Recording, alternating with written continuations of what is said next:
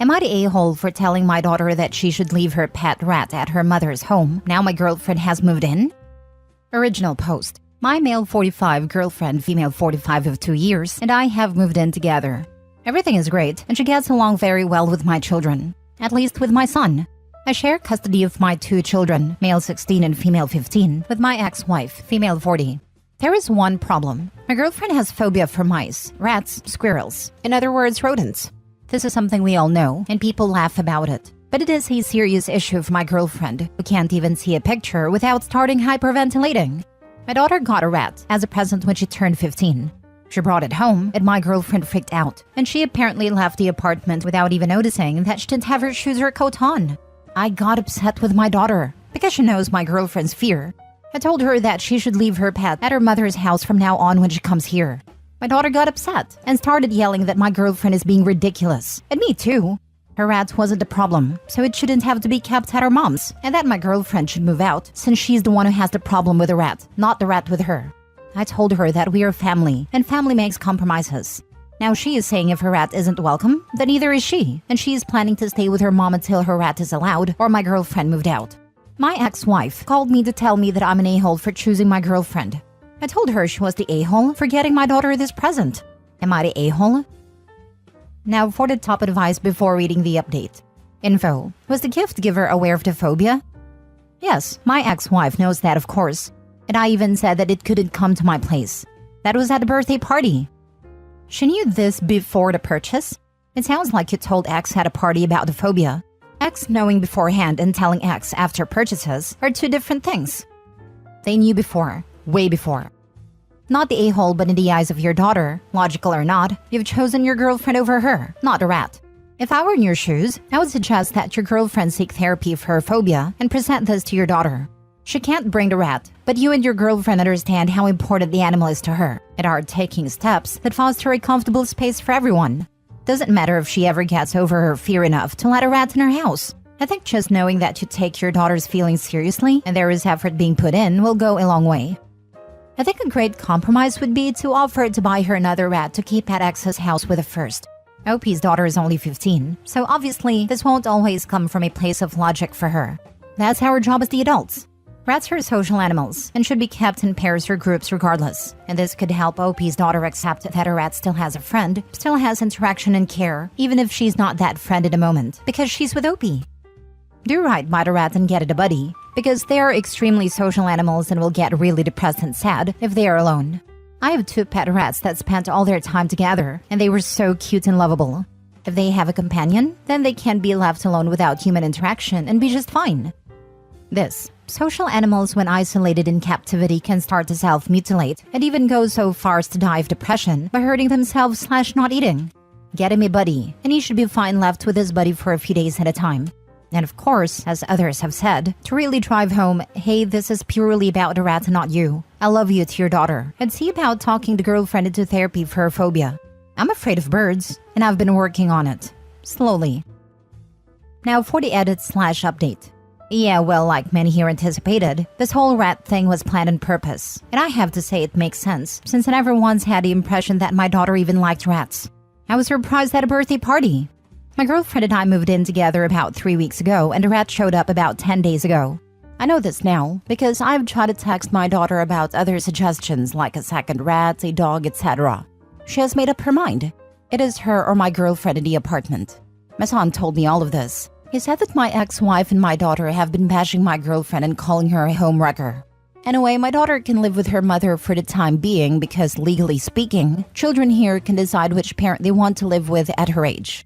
The plot twist is that my son expressed desire to move in permanently with me instead, and I guess that it is because of all the drama. My son hates conflicts and confrontations.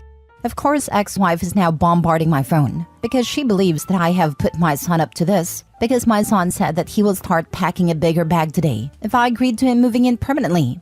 I talked about visiting her instead of living there, and I agreed. This is escalating very fast, and I don't seem to have found the brakes to stop the madness. My suggestions made things worse. Thank you for listening.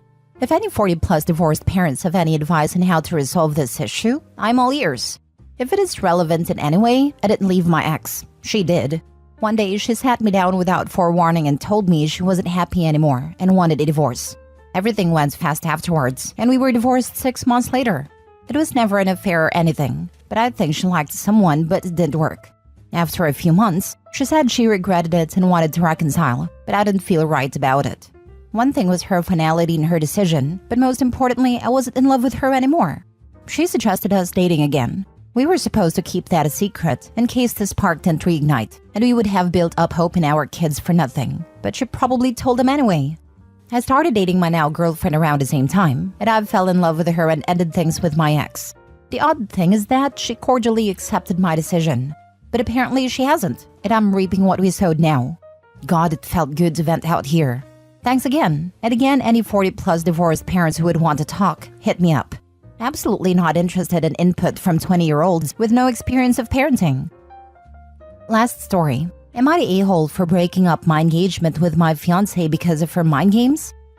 A bit of backstory. I, 25 male, have been in a relationship with my now fiancé Sarah, 22 female, for 3 years.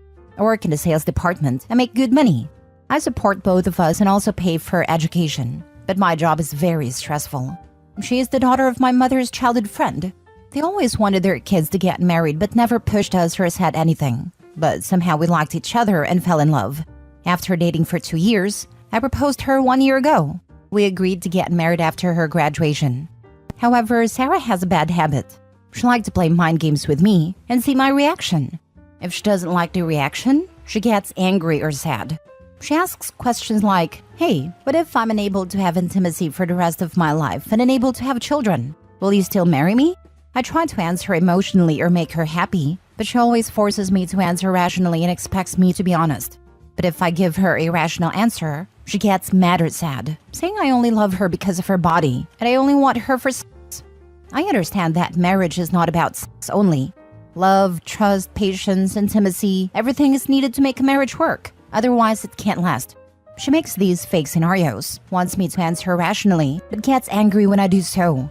She does this once or twice a week. I try to talk to her saying, babe, please. I hate these questions. I can understand stupid ones like, would you love me if I was a worm? But these questions are serious, and I can't handle these extra dramas. I really love you, but I just want to relax and spend some quality time with you after work. Recently, she crossed the line. One of my coworkers was badly violated by some drug addicts, and she was in the hospital for a week. The boss gave her PTO for 2 months. She and her husband both broke down emotionally. She's scared to even see a man, and her husband can't tolerate the pain she is in. I took him to a bar a few times, every time he cried because of what happened to her and how he failed to protect her. Their marriage is falling apart. Sarah knew everything about these events. So a few days ago, after I came back from work and was relaxing on a sofa, she came to me, and out of nowhere brought up my coworker's story and asked me, babe, will you still love me if I get violated and unable to come close to you for years? Will you still love me? My answer was yes, I will be there for you. But she kept pushing. Like, what if they made me pregnant? What if they injured my private parts? I was getting more and more annoyed and angry, because that crime is one of the biggest tragedies that can happen to a woman. The horror and terror of it are impossible for a person to imagine. For a partner, it is also horrifying and extremely depressing to see her in such a vulnerable state. But she somehow created this scenario and wants me to give her a rational answer. But I can't, because I never experienced such horror, and I never want to be in that position, and I honestly don't know how I would handle the situation. But she kept testing my patience. After that, I said I was done. I took off my engagement ring and I said I'm done with you. I work 12 hours a day, but I still try to find time to do something for you. I try to buy you flowers, take you out on dates, try to buy everything you ask, cook for you often, and do everything I can to make you happy. All I ask for in return is peace and positive energy. I can't take these games anymore, and I can't apologize every time for some fake scenario you created in your head.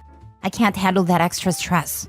I walked out of my house. She kept screaming at me and crying loudly.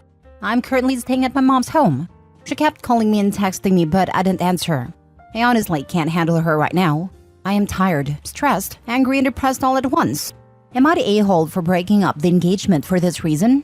Edit. Thank you guys for all of your kind words. I will keep it in mind moving forward. There will be a family meeting with her family tomorrow. She won't be there, but I want to talk to her family. Her mom and her father already talked to me and apologized, and reassured me they will support my decision if I decided to break up. Both our family have almost 30 years of friendship, and our moms are friends since their teenage years, and they won't let that break because of her. I will update you guys about the meeting. Edit 2. Sorry, I should have added more context and backstory.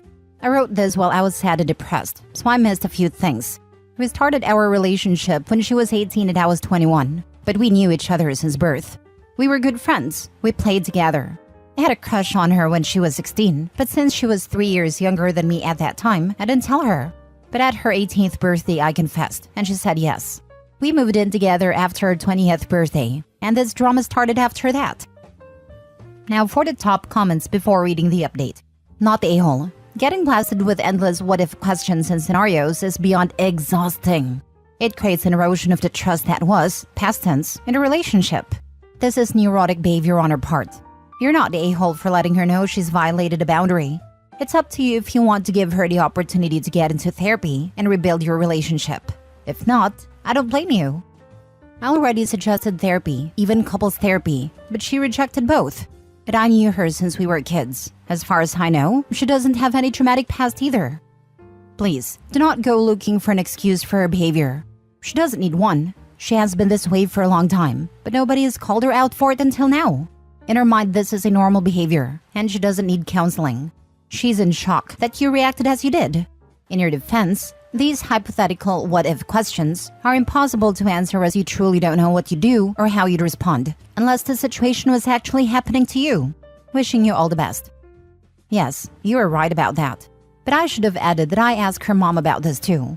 She said they never saw Sarah asking these types of questions to anyone at home. My sister said she never does this to any one of her friends. Seems like I'm her only victim. And thank you for your well wishes. Sounds like she's on some TikTok BS. She doesn't have TikTok. Never seen her use it. She still uses an iPhone 6. She passes her time watching movies or series, or playing Stardew Valley on her Switch.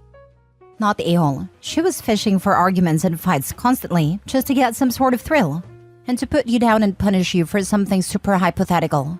Sometimes asking such questions is fine if it's a valid concern, but it seems your fiancé took genuine pleasure out of using your coworker's misery to come up with a messed up what-if scenario to get a rise out of you for her own entertainment.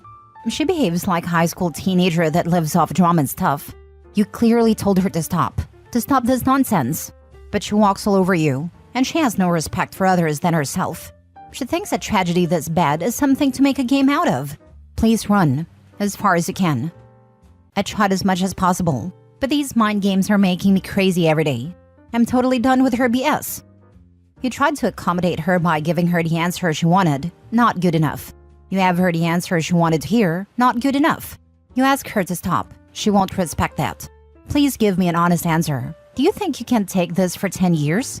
Can you accept that she will probably do this with any future kids too? She won't stop with her awful behavior towards you. When will she also do it with your family, your kids? Yeah, these things are running on my mind right now. Now for the update. First of all, I want to thank everyone for your amazing love and support. I didn't expect this to get this many responses and attention. I was in a bad situation and wanted some support, but I got more than I could ever expect. So, we finally had that family meeting. Sarah's mom, dad, her aunts, uncles, and grandma all came to my house. Sarah came too, but they told her to stay in the car. We had a long discussion. I explained everything that's been happening about the what-if questions and how she got upset with my answers. They were very supportive. They always treated me like their own son, and today was no different. After I expressed my anger and depression, they said if Sarah could come in because she wanted to say something. They said she was completely broken down and never expected I would actually walk out like this. She didn't eat, showered, or did anything in the last 48 hours. She came in, and it was true. Her eyes were bright red, messy hair, and she was in the same dress I left her in. She cried and wanted to come towards me, but her mom stopped her, and she made her explain why she would do such things and never gone to any therapy or even considered that.